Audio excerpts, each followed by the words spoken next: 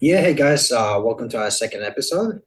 This is more of just an autobiography for us, to kind of look back the next 5 years, look back to where we started, um, kind of reminiscence a bit, see what we kind of had to improve on, what we went through, like all the hardships and so on, and maybe potentially for someone also to look back at our journey and to give them, that extra hope to just keep pushing because we know we're going to be successful. It's just a matter of time. So if you ever just feel like, you might be at the brink or you might be, about just to give up, remind yourself that, you always want to keep pushing forward, just like us, just like the guys that we know in this industry that haven't given up. And we, currently look up to them. And fortunately enough for them, for us, really, for them maybe as well, we also get to speak to them on a daily basis. Yeah. So with that being Damn, said, Sam, yeah, that was inspirational. you I'm think ready so? to go. Good, good. Yeah. So I guess like what were your like my agenda for this episode really was to just kind of see what sort of lessons we've learned throughout the like week and a half really, what we've learned, like what we try to improve on, maybe have some experiences that maybe if someone was in a similar situation that they could benefit just of the kind of tips we give them, or maybe Yeah, our I mistake. guess, yeah, one takeaway from me this week was definitely reviewing your calls, but not reviewing your bad calls, reviewing your good calls. Yeah. Because, you get so caught up in actually reviewing your bad calls that, you just think you're a failure, right? Because you didn't close two or three deals. You might have had a day, 2 days we don't close. Yeah. And you literally forget about the week previous where you closed like eight, nine deals and you made like 2K in a day. You literally all that just gets wiped out. So, I was actually on a bit of a slump maybe like 2 weeks ago, 3 weeks ago. Not like 2 weeks ago at this point. I've constantly just been every single day just reviewing my good calls of where I went well, and it kind of just really affects how you go into that call. Mm. Um, I think it's called priming as well, right? When you just like kind is of it? look back. Yeah, yeah. Like I think Jordan Belfort is pretty huge on it as well. Like he was about smell priming, I think. It was like, Yeah, you use that yeah, before you yeah. you sniff something and then Anchoring, I think. yeah, Yeah. yeah. So would you say, But yeah, sorry, go huh? on. Would you say, would you say that's kind of like an anchor from now on, just to like when you're in a slump, when you just feel like shit, right? I don't know if I can say it on YouTube, whatever. When So you I feel don't think bad. I don't think our 30 views are going to get reported No, as they used to that's be, true. but That's true. It's all good. We're chilling.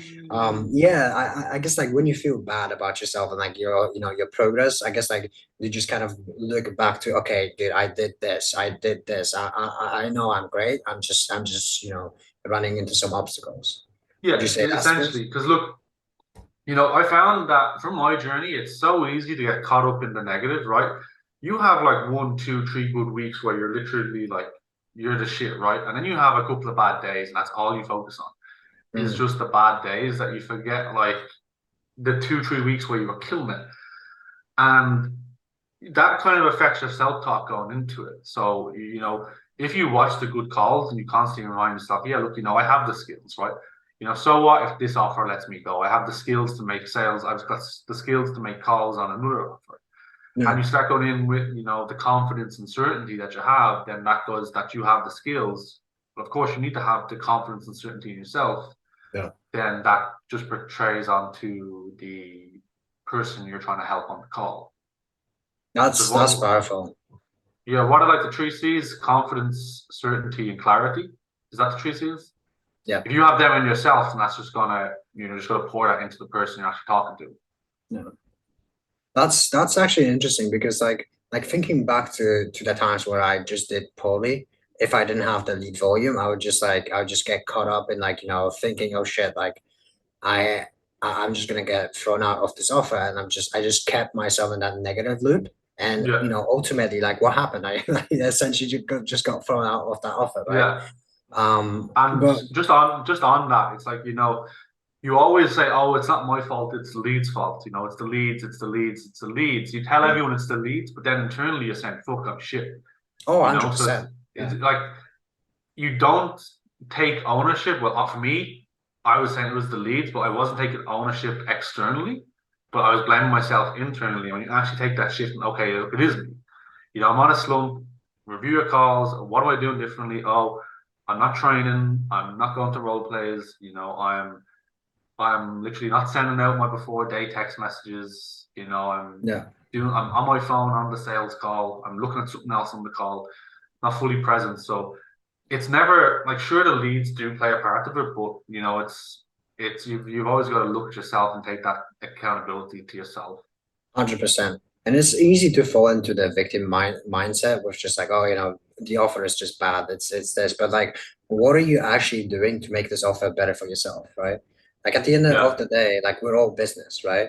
Like Mhm. obviously, if everyone was able to jump on the best offer as soon as possible, like dude, everyone would, right? But the reality Yeah. of the situation is like, you're never gonna have that perfect offer, and you're always gonna have to deal with some setbacks, right? So it's just Mhm. like, how do you actually go about, facing those challenges? Like, do you, kind of collapse in yourself, or are you actually going to overcome it?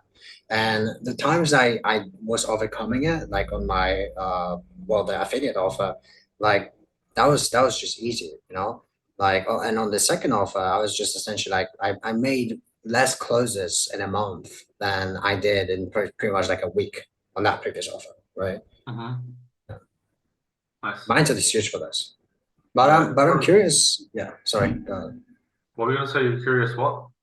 But I guess I'm just curious, like, with that, like, what would you say kind of made that shift in you, so you can actually, like, kind of started facing those things, and you started shifting from the victim mindset into having full ownership of your success in it. Pretty much my sales manager just slapped me around and said it's not the leads, it's you. Your Yeah, and then manager? yeah, she was like, it's not the leads. Because it wasn't, well, actually, to be fair, it was kind of the whole company, but I was just, not taking ownership. And then I jumped on a role play with James, and he was like, well, what are you doing differently? Like, and I was like, okay. And then I like sat down, I analyzed my like previous 2 weeks, and it was like, oh, I stopped training every morning, and I stopped doing because basically, you get to a point where, I had my best month last month. I made like 7K, right? Not much, but a lot. To some people, not a lot to a lot of other people, That's right? good, bro. What do you I mean? made 7K last month and I thought I was the shit, right? So I stopped, took my foot off the gas pedal, stopped doing what I was doing.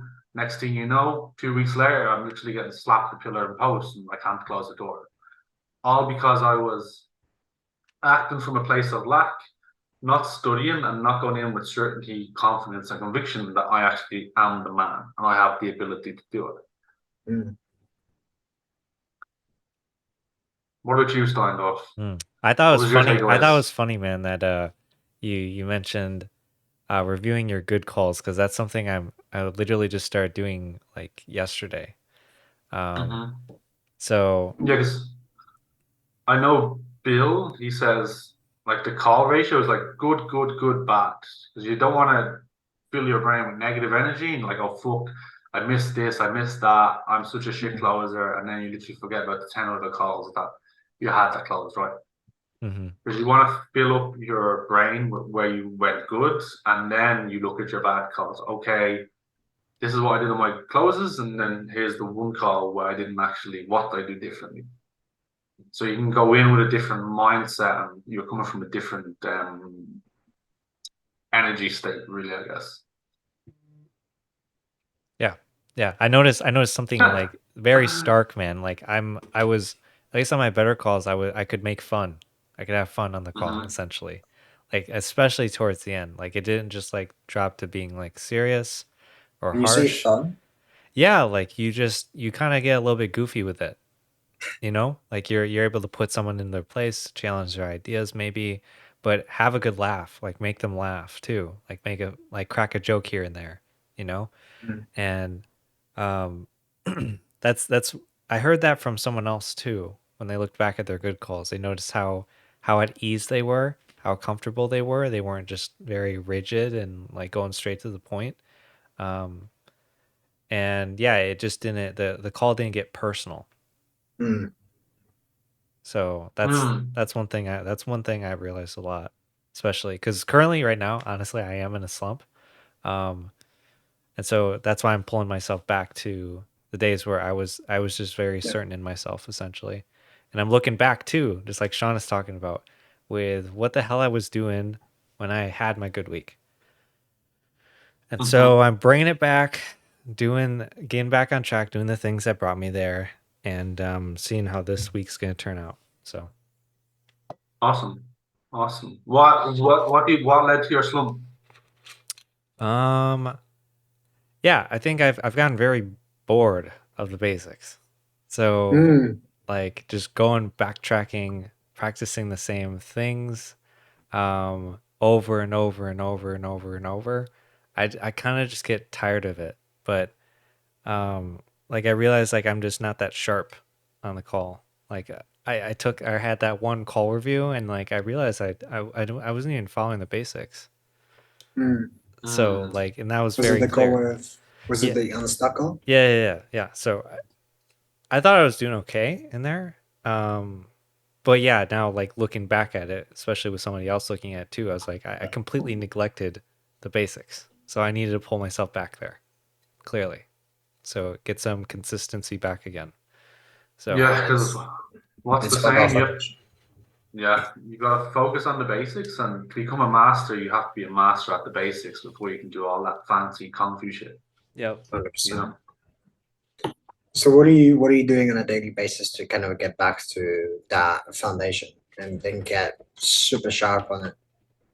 Yeah, just go back to practicing just saying the things out loud, just like randomly, like not in the shower maybe, but like maybe in the basement. But I had these sheets like written up too on the wall, and I tore them down just because I didn't Oh, think they were needed anymore, to be honest. And I'm rewriting them again. I'm gonna I put was them I back was on the wall. actually I was actually gonna ask you like, do you still have them Yeah, printed on the wall? yeah, exactly. So I'm gonna put them back on the wall. So just all these like weird little things. Um, so yeah. Do you have like the word tracks that Bill provides? Like you put it on the wall, or is it how you kind of like word it yourself and like Yeah, it's still the framework is I try to put a little bit of me into the words that are being used. sure. So yeah, just because it's like something I'd say, not some random billism, basically. So Yeah, yeah, absolutely. I guess like one of the things is like, okay, so these were the setbacks. I guess like my main setback was I think it was mindset wise, know. because I mean I up until this point in a span of a week and a half, I was on 10 interviews. Sorry, nine. I have the 10th interview tomorrow. Um, and I know that at this point, I probably should just jump on any offer that is decent. The thing is, like, there was a bunch of red flags with some of them, and I'm really hoping on the real estate one. And also, there's a crypto trading offer.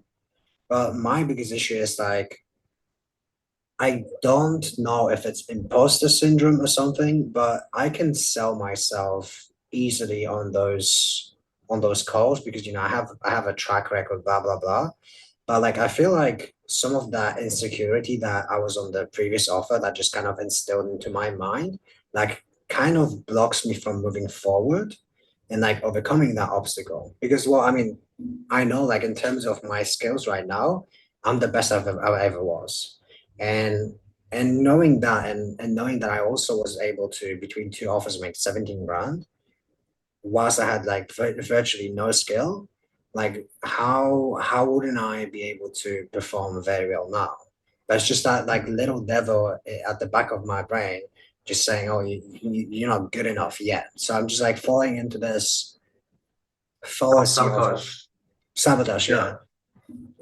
You I just have to guess. remember, bro. You're just have to. You're basically just because the more you speak about it and the more you think about it, is the more it comes into existence, right? So 100%. we are just a combination of the stories we tell ourselves. So if you jump on the interviews and you jump on the calls, so you know what, I'm a G, I'm a stud. So what, if I don't close this person, I've got the skills Yeah. to close many more people after. You keep telling yourself that compared to, oh, you're shit, you can't get offers, you got let go from another offer. if your negativity breeds negativity, right? So you just got to focus 100%. on the positives and keep moving forward that way, bro. Yeah. I appreciate it. That's a very valuable insight. And I guess like also that just the fact like at the end of the day, like going negative is never going to bring the positive, right? I mean, sometimes it might, but you know how it is. You know. Hmm. So my biggest takeaways, and like also one of the funniest things is I find myself now objection handling the owners of those offers on those interviews, and it's actually such a funny experience because you're going through the whole thing, and I also spoke with Christian Jack about it. Like treat those interviews just as a sales call, get the North Star, understand the why, consequence of inaction, in this case like not finding the right person. And like one of the main things I got out of one of the recent interviews is like when I confronted him about he wanted to jump on another interview. I just asked him, okay, so like I guess with everything we kind of went through, like if every single one of those future interviews, like if everyone's going to be the right fit for you in terms of like being a good closer, how are you gonna make the decision then? And it came down to being a good culture fit, which then we kind of built on that, and it became, I think there's some potential to move further from just that interview to an actual like Hmm. partnership, but we'll see how it goes. I know Was Sam's say again. that for the real estate offer? Yes. Sam also had an interview with that guy. So how did it go? Bro, that one was really quick. What So do you mean? it was probably like 14 minutes, like going off the 14 minutes. yeah. Yeah. So it was just a bunch of rapid fire questions. I asked a little bit from him. Oh, okay. Um, Did he ask you yeah, any questions? like what do you mean? Like, did you ask him any questions? Oh yeah, Sorry, did he ask you any questions? My bad. yeah. I mean, like that's kind of how it started right off the bat. I didn't even think about asking like what it is that he's looking for specifically, to be honest. Oh, like, Yeah, yeah. I didn't even really consider that. I mainly big thing I was wondering was like what his top performer was and what he felt like made him a top performer or the closer that one closer back in February. yeah, you Yeah, you pretty much asked the same question as I did. yeah, yeah. I mean, like I just wanted Yeah, to know. yeah. But it was interesting. Like that guy was made a ton in February, and then suddenly, like as the months went by, he started to steadily just like drop in performance. And yeah, it just boils back to the one thing I was talking about earlier is just that consistency. I think the things that he was doing that first month were probably entertaining to an extent, and he had a lot of drive and motivation. But then he got his money, and then he knew how it kind of all went. There was probably not that much different from what he would do the next month. So it kind of just Mm. lots of things are stacking against him for why he would just do all of that over again. Did you bring that up on the call with him? Like what? Did you share that perspective with him? Or is it just Uh, like a takeaway? yeah, it was like it made sense what he shared with me. Okay. Yeah. Oh, okay. I didn't really like add on to that. I don't know. What did his closer do in February? So his closer pulled in like 8 grand. So Okay. yeah. And then And then just what happened from February? Just kept going down, down, yeah, it just down. kept going down, down, down. I don't think he's on the team anymore. Or maybe No. he is. Yeah, but I don't think he is. So He Interesting. was he was not happy that his closers were just there just for the money, but no one was really there just to grow, right? Like what he made clear to me is that he's just looking for someone that's just gonna be endlessly, kind of like have that student mentality where you just like, a forever learner, right? So I Hmm. guess like his previous closers were just like kind of complacent from the Hmm. sound of it. Yeah. hmm.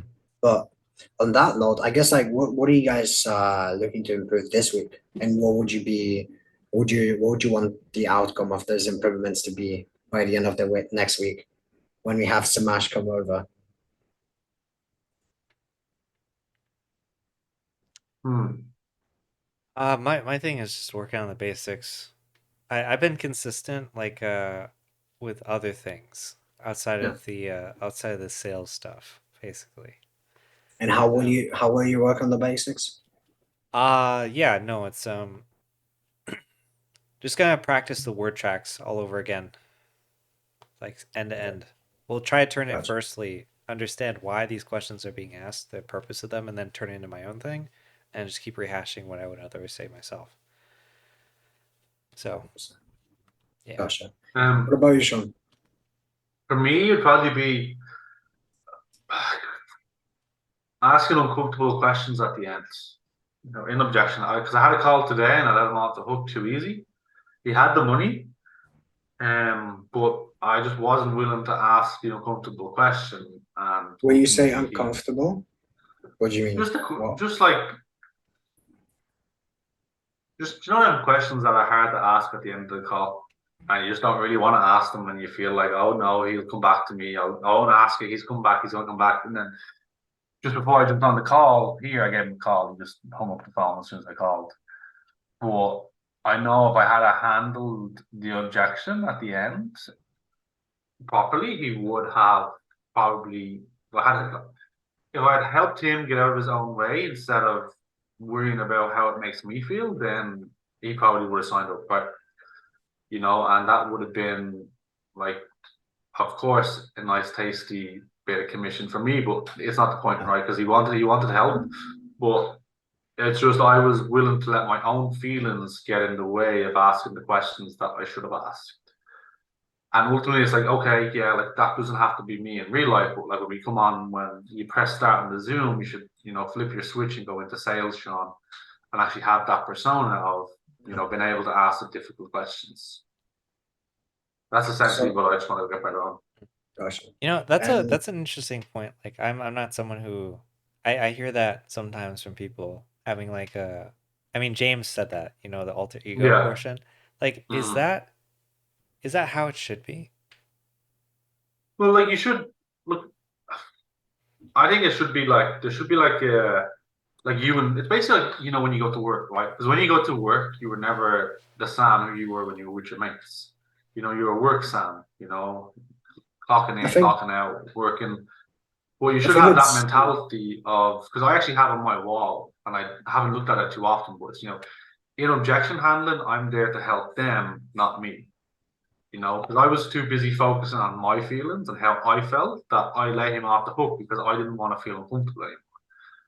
And like he also was uncomfortable, we were both uncomfortable, but I should have just left my feelings at the door and had that persona. Okay, I'm here to help this person no matter what. My feelings don't matter. yeah. You know? And I think when you are on I think what Jim says also is like be a professional, because when you're uncomfortable, when you're fearful, when you're not confident, guess how the other guy is gonna be. He's gonna mirror you the same way. And if you lead him, if you're confident, he's gonna resemble that confidence in himself as well to actually take this next steps to better his life, right? For him and the family. Yeah, for That's sure. kind of my takeaway. Okay, cool. And I guess like with what you just said, like I guess how are you going to work on it this week? I have just booked in a role play with a role play every single day they're on. Some days, 2 days, and it should be the first one to put my hand up because the most uncomfortable part of role playing is actually putting your hand up and asking to role play. That's literally it. Well, for me anyway, because I get palms get sweaty. You're like, I You put mean my like hand when up and say, with yeah, with James and Nick?